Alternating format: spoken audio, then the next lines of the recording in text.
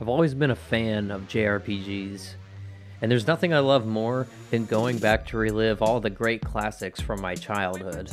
It's like climbing into an escape pod, full of fond memories that overwhelm me as I reminisce in bliss over what made me fall in love with JRPGs in the first place, like Chrono Trigger, Grandia 2, and Final Fantasy VIII. What? It's a classic! Well, you're wrong. You're all wrong. Everyone here's wrong except me. But now that the golden era has passed, the temptation to dig through the countless top JRPGs of all time lists online and experience all the great classics I missed has become more and more overwhelming. While many of these games slap as hard as I hoped they would, many others, in my opinion, without nostalgia, are just not enjoyable anymore. I don't think this has anything to do with the developers of the time or their competence. I think it has more to do with the fact that anytime a huge success happens in any medium, it changes the art form in small or even big ways forever. I Am Your Father is still an amazing moment, sure, but it's hard to experience it the same way it was experienced 40 years ago. Which is why it's important to not waste your precious adult time falling prey to someone else's nostalgia. This is Poop Bro, and welcome to my nostalgia-free review of Suikoden on the PlayStation 1. Let me know if I said that name wrong. I'm sure I did. I remember seeing Suikoden games here and there when I would go to the game stores and whatnot growing up. While it did seem like an interesting series to me, I guess I was just too busy with all the Final Fantasies and Maddens coming out every year to actually get around to trying any of them until now. Come on. Oh! We gotta beat the hogs. Dude, think of all the creative risk John Madden took for the industry. He's a real hero. Over the years, I had gathered that Suikoden is a series where you build up some kind of army to take down evil empires, and it's Chinese or something, but that's about it. Suikoden's first game came out in Japan in December 1995. What initially stood out at the time were the visuals. Series creator Yoshitaka Murayama, after not being impressed by 3D graphics at the time, wanted to show how good 2D RPGs could look with the power of the PlayStation 1. The game had detailed pixel art for all the important characters of the game, while in-game sprites are much taller and more detailed than any RPGs released at the time.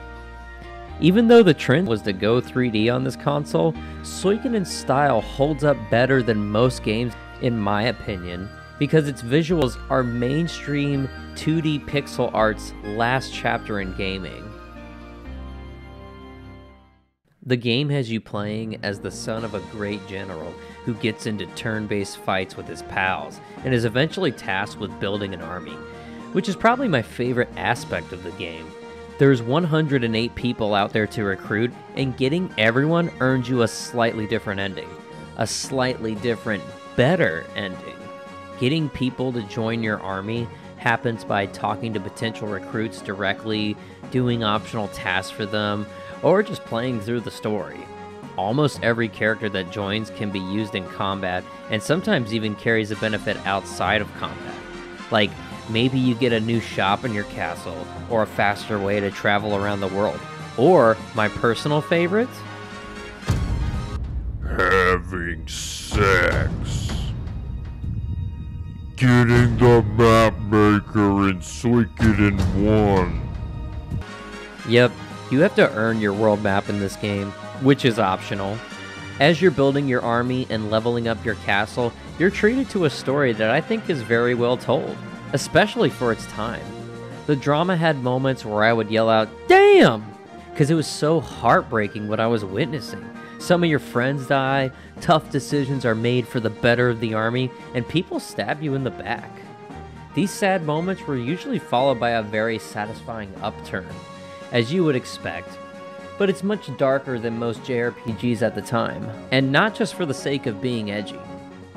Hell, even by today's standards. I think it's a dark story told right. The game is constantly reminding you of the weight of being a leader, and you'll find out the hard way what they mean by that. Also, one thing that I'll always love more about the classic RPGs than the newer ones is that the characters don't spend all their time running their damn mouths. Having to fit the entire game on a single CD-ROM means the plot has to keep a pretty good pace. There's even a character you meet who's known for telling long-winded stories, and every time you see him, someone in your party is like, "Would you shut up, old man? We don't have the time or the memory space on this disc for this." And he usually goes, "Holy shit, you're right, my bad, bro," or something along those lines. The game clocks in around 15 hours, so I never felt too invested in the game. The battle engine itself is simple but effective. You can have up to 6 members in your party, and experimentation is heavily implied, with new characters in your party being treated to large experience boosts when they are under level. No matter what, if I got a character I wanted to try out, I could get them up to my level within 10 to 15 minutes easily. Now, I wouldn't wish this menu system on my worst enemy, but this is just something you learn to tolerate when you play these old-ass games. So what do I think of the game overall? Without nostalgia, is there much here to enjoy? I would say absolutely. The story and music and easy grinding alone do more than enough to carry you through its 15-hour runtime. Whenever you feel like you want to look at your watch, the game throws you into a large-scale battle or a one-on-one duel just to mix things up.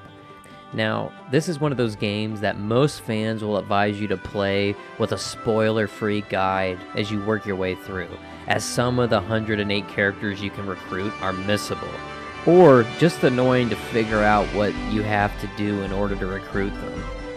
I think this is true myself. One reason I keep saying it's only 15 hours is because I used the guide. There were 2 or 3 times in the game where I would read what I was supposed to do next and just go, huh? Now this game is almost 27 years old. And that means you were expected to spend a lot more time looking around than you probably would today.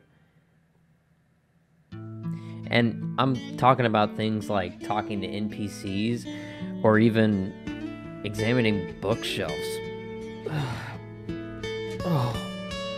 Now, if you do feel inclined to play the game without a guide, don't feel like you'll be missing much when you finish with like 1 or 2 characters missing.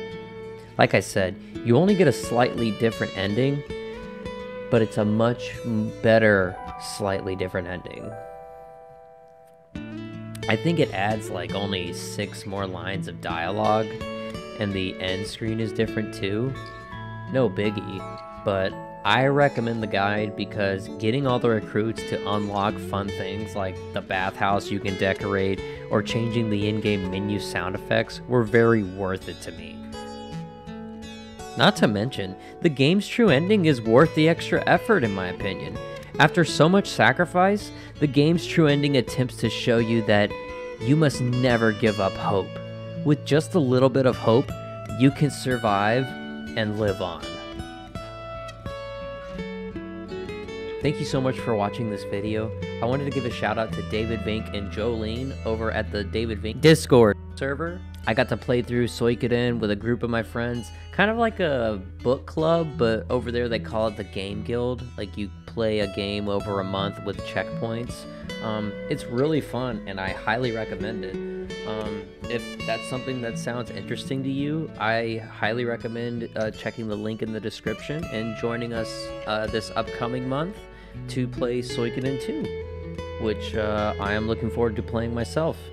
Also, if you want more content like this, be sure to like, comment, and subscribe.